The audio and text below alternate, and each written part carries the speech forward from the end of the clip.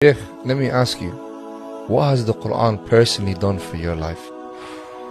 How else can we answer that question? Allah, it's done everything. What hasn't the Quran done to life as we know it? Don't make it specific to my life or your life or anyone's life. What hasn't the Quran done to life as we know it?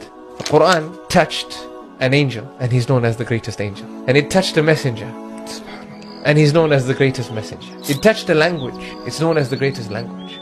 It touched a night, and it's known as the greatest night, a night that is better than 1,000 months. It touched a month, and we know it as the greatest month. It touched a place, we know it as the greatest place. Everything it touches, it makes it the best. It touched an ummah, and Allah revealed, Kuntum khayra ummatin ukhrijat linnas, you are the best of all nations. The ummah that received this Quran, it became the best of all nations. So the question should be, what has the Quran done to life as we know it? And the answer would be, what hasn't it done? It's brought a realization to everything that it can be far greater than the moment that thing is in. That's what the Quran does for us. It makes us see beyond who we are, and makes us see us for the potential that we have, for what we can be.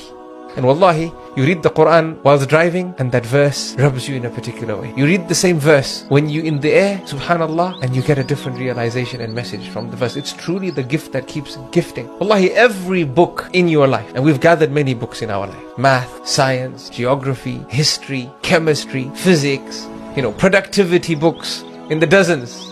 How to set a vision and a mission, and this guru and that guru. There's books that we gather, subhanallah. But every book comes into our life, and we read it, and we're done with it.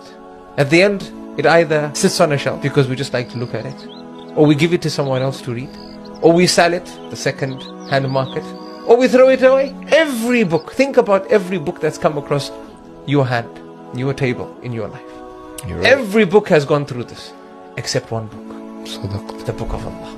You read it, and you start reading it again, never feeling like you've read it, knowing that you're going to learn from it something that you didn't learn in your last reading. You never ever feel like you've read it. It's truly the gift that keeps gifting. So every book comes and goes, illa kitabullah, except the book of Allah subhanahu wa ta'ala. It's before every book and above every book. We can go on. As the Sahaba described the Quran, it's the straight path, it's the mighty rope of Allah, it is the wise guide. That's the Quran.